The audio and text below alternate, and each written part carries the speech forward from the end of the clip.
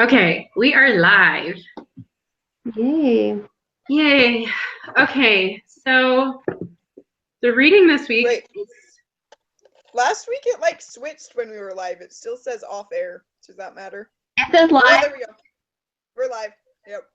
oh, we are? It's a little slow then. Okay. This week's reading was hard for me. Like, it was interesting, but it was just like, I don't know. I feel like I was going cross-eyed for a little bit of it. Yeah. Same. That's what I was telling Charlene. I had a hard time getting through it. And yeah. Yeah. Well, when did you guys teach your workshops? We teach together this weekend.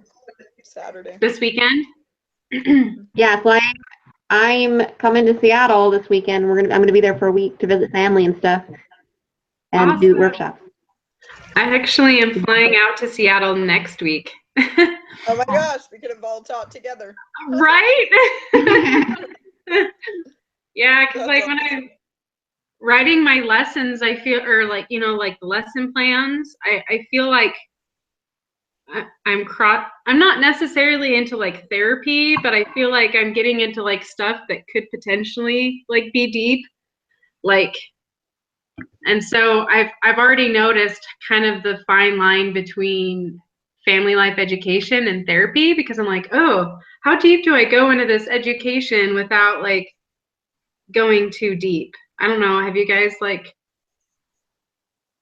kind of felt that way? Yeah, the thing that I've like thought about the most is like the questions and things and the interaction with the audience. Yeah, I feel like could easily turn into just a big group therapy session. So there's very, I feel like strong lines that, but it's hard because you don't know what those lines are, and it's hard to know like how much people can talk about their personal lives or whatever without talking too much. I don't know.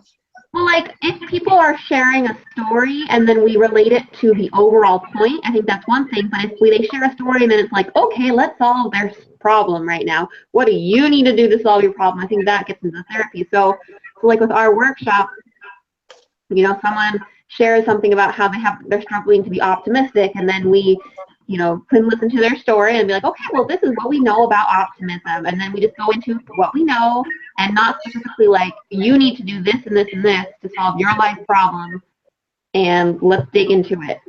But we just kind of stay with the exact same information that we were already going to present. And I feel like they talk about that a little bit in the reading, how it's like FLE is like looking at group audience needs rather than individual needs. So like, family therapy and the family case management, you're looking at the individual needs. What does this person need to progress? But with the FLE, you're looking at like the whole. And then people will bring up their individual stories of that need, but you're still approaching the general need, not their specific need. Yeah.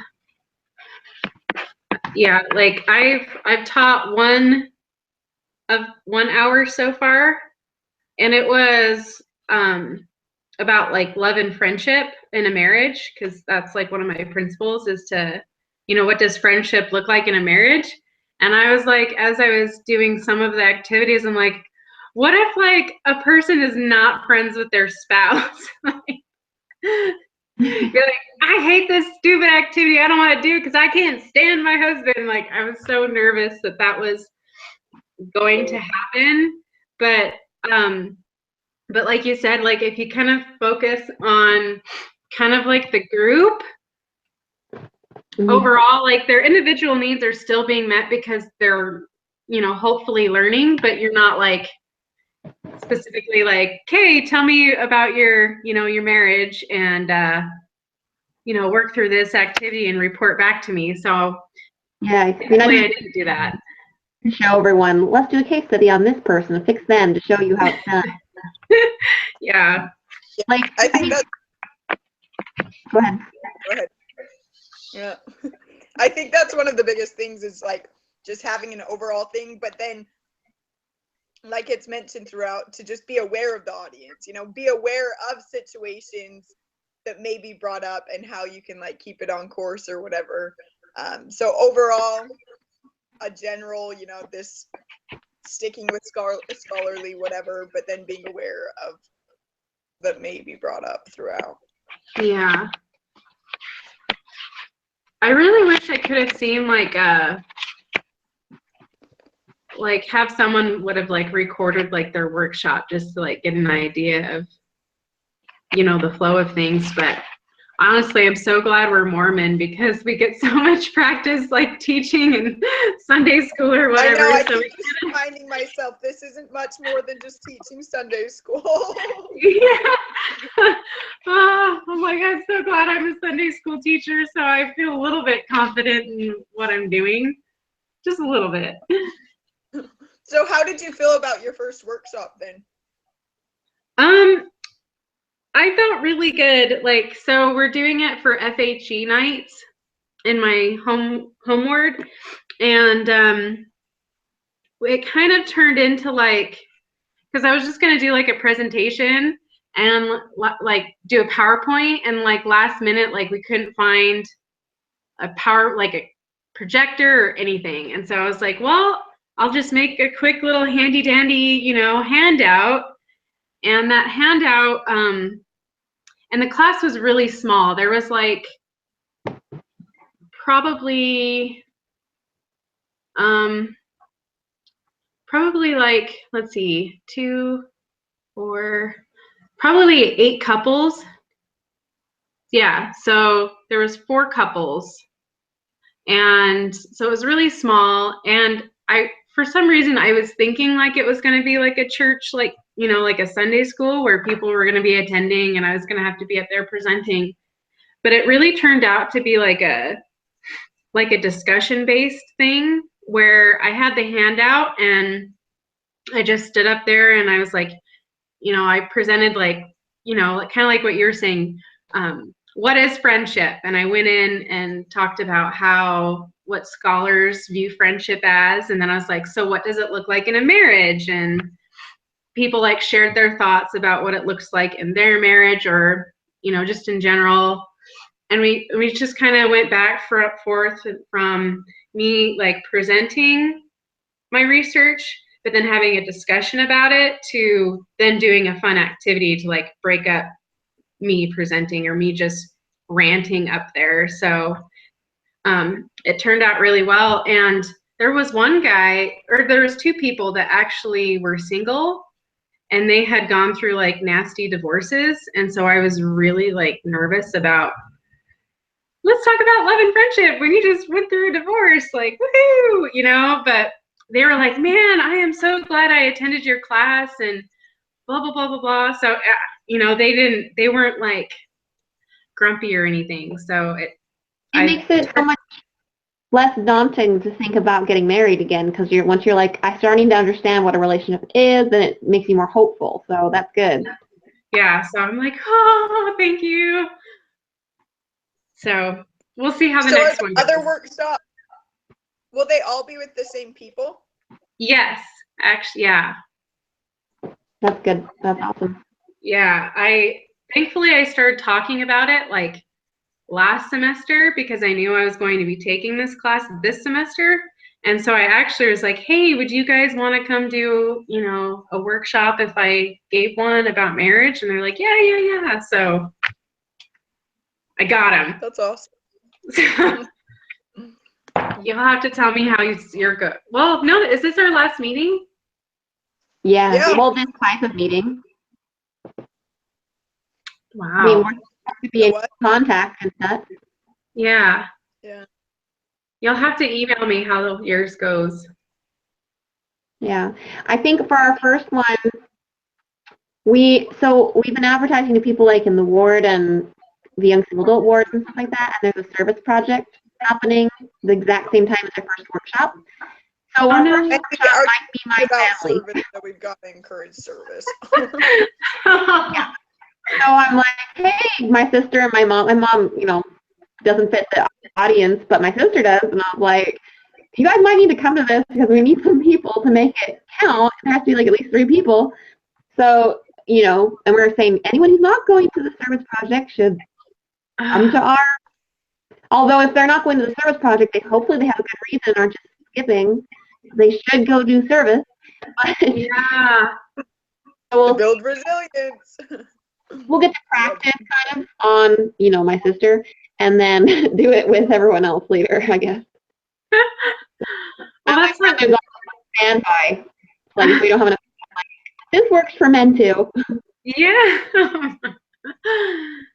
Well, that's what I was, because when I was talking to my bishop, I was like, hey, can I do this for, you know, the adult FHE nights? And he's like, yeah, I don't see a problem. I was like, because Mormons are so busy.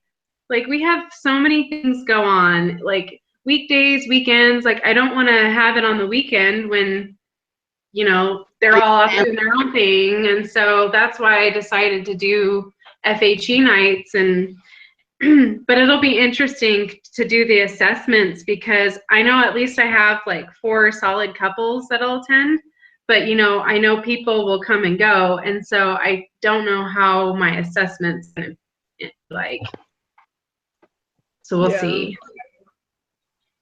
I liked the chapter on assessment. It made it so much more clear why it's important to assess, and just the mission, goals, objectives, like all the order of how everything is playing together. I thought that was cool. How did you guys do your assessments? Because I thought we could use the samples, but we obviously we can't. So I didn't know, like, how did you guys go about your assessment? Like, how did you create it? We looked at those examples of all the different types of questionnaires and stuff like that, and we have like a before and after section. So there's, you know, before, how much did you, like, do you feel like you knew a lot about this subject? And after, now do you feel like you know? So they're going to answer it all afterwards, but they'll show how much knowledge they feel they had beforehand, so that we can get an idea of how much was actually new and like useful to them. And then we have a section of, I'm forgetting, like just scaling questions, like, do you feel like it was, you know, beneficial? How do you feel about this? And then, oh yeah, there it is. And then we have some open-ended questions. It's shaking a little. Yeah, so there's like 3 different sections, and then it's just like the number scale, and then there's some just writing ones, and it's very like catered to the different like interactions and things during the workshop. Okay. But that's kind of tricky since you have 4 different ones. But yeah, it's still kind of the same concept. Yeah, because I did, how well did I do? How well was the course? What principles did you learn? And do you have any other advice to offer? Was what mine was. But it looked like the sample that we were given, which I figured was fine, because I was like, I don't know, because I don't know, how creative can you get with an assessment? I guess I just lack in creativity. I'm like, I don't know. Okay, I'll probably just read that one chapter again. Yeah, no, you know, I think the more you just cater it to, you know, like what you could ask, what lesson was the most effective, or what do you plan on applying because of the workshops, or would you recommend this workshop course to a friend, just to kind of get more of a grip of, you know, what their thoughts are. Okay. So. Okay. Yeah. I really liked in the reading, I don't know, I just found this interesting. Definition create, this is what I wrote, changing definition creates inaccurate information. And I remembered I took a mission prep class the first block of this semester, and the Christ-like attributes thing, like we took the Christ-like attributes like assessment 3 times throughout the semester, and I significantly went down each time. Which, you know, the teacher warned us about and said that would probably happen because our perspective just changes or whatever. But you know, that was pretty relevant to what I was reading. And it's just hard to like make assessments, like, it's just so many gears and details and stuff that play into it that it's hard to like have a concrete assessment that doesn't have all these other variables playing into it. So I love that part too, like the more you know, the less you know. The more you realize you don't know anything, so you need more stuff. Yeah, that's my favorite quote. The more you know, the more you realize how stupid you were. Oh, so true. So, I liked the ethics thing, the ethics parts too. They were like the ethics one. The article was really long to read. Like, it was interesting, but it was boring to read through. But like, I just liked, and I liked doing the ethics case study, just helping you like recognize that there's kind of an order to the ethics, but it's not just about like following rules and just applying the rules. It's about really thinking morally about topics. And there was a part that talked about like following the law. Like, you know, a lot of people just believe that following all the law is always the most moral thing to do, but there's way more involved. Like, yes, you need to follow the law, but morally, it's a way bigger issue than just, yeah, that's the law, so just do it. Which is definitely the case when you know people who like break the law, and you get to know people individually in all these different, very individual situations, and you can see how it's way more complicated than just follow the law. mm-hmm. I love that. Every time I think of ethics or whatever, I think of that story about the medicine. Do you guys remember that? The guy that like needs medicine for his dying wife.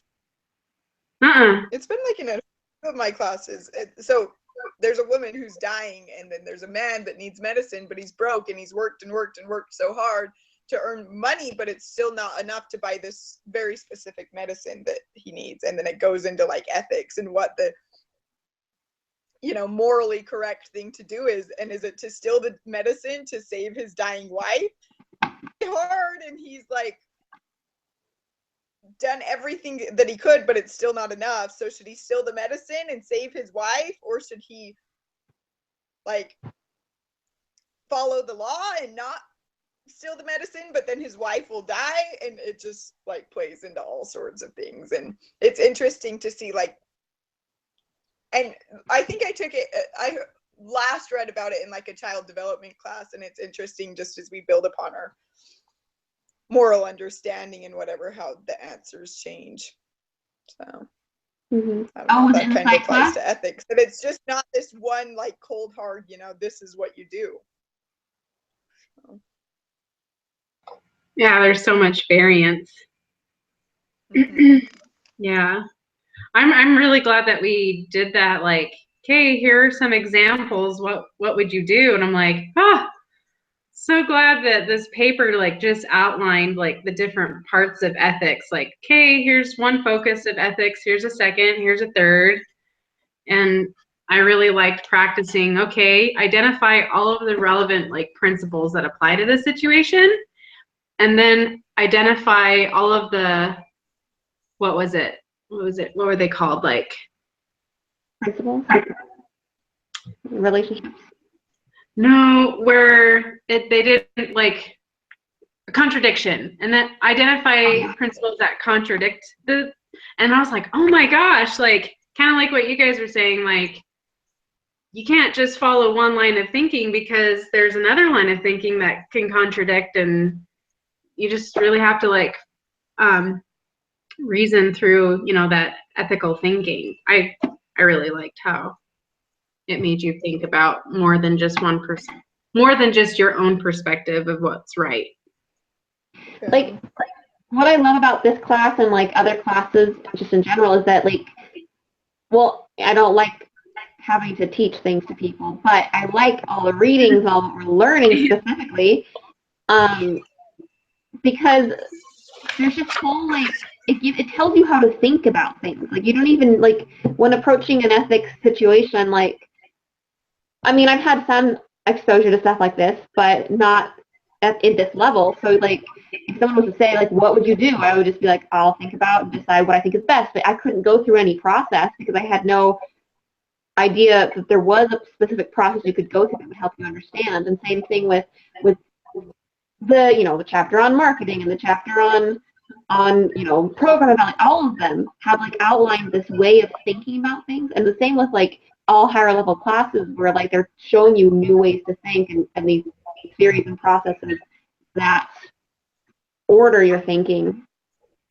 And I just want to take classes forever. Never actually do any jobs, so I don't like them, but I'll just take classes forever because I like being able to think about subjects in a much more organized way, with theories and information. And the more you get familiar with it, like in the psychology class we just were talking about, the more knowledge you have, the more competent you are, and then the more self-esteem you have, which then allows you to gain more knowledge. We're talking about for like middle childhood and how they start to become knowledgeable in different subjects, and I just like that. Mm-hmm. It's funny, yesterday I was like out walking and I was just thinking, and I'm like, I was thinking about this, and I'm like, Kate, like that's what school has taught me the very most, is how to think. And I'm like, Kate, when I was like 16 or something, what was I thinking about? Like, it's just opened this whole new, like, my thoughts and things are a lot more meaningful. And I'm like, I don't even know how I thought when I was 16 or whatever. Pop culture, that's all I thought about. Just have more value. Yeah. I have to say, I really have enjoyed this degree because, you know, going to BYU, like, I know that I'm being prepared for the next step of my life. And like, just because it's, you know, a religious school doesn't mean I'm just learning religious things. I'm learning about how scholarly things mirror the gospel.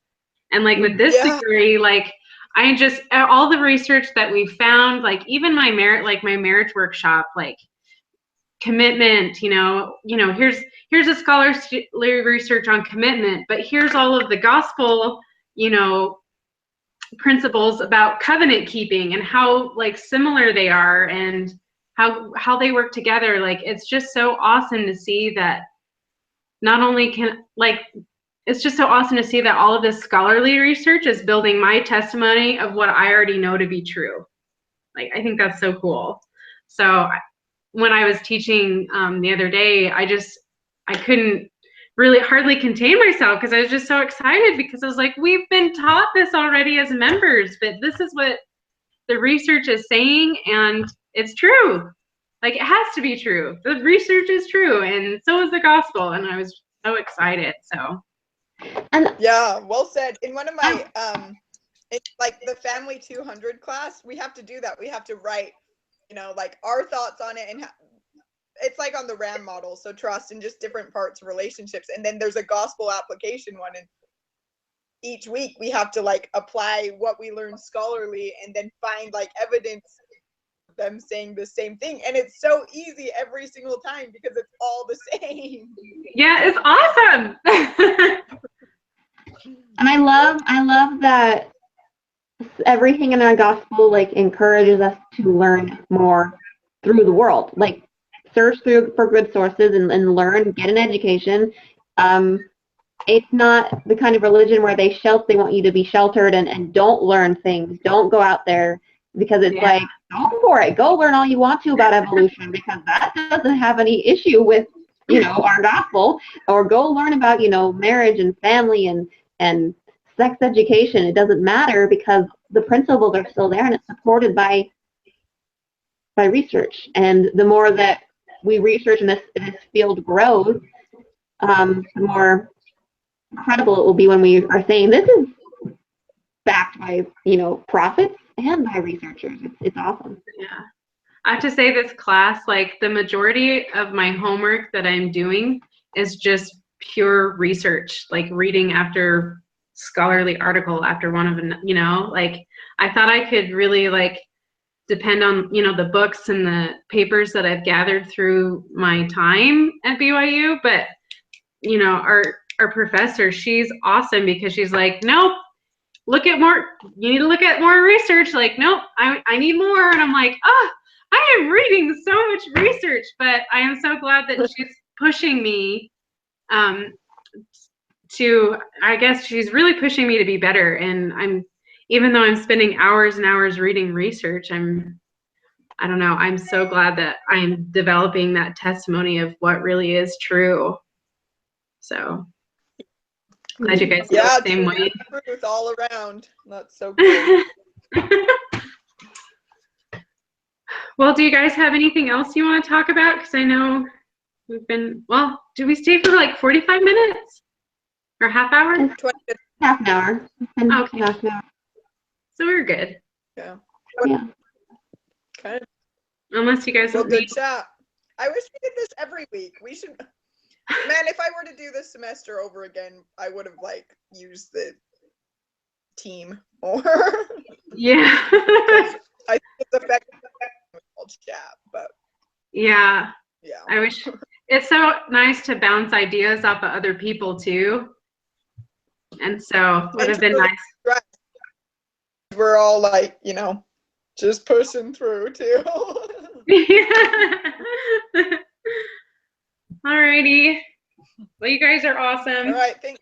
Check it out. I'll send you the link. See you later.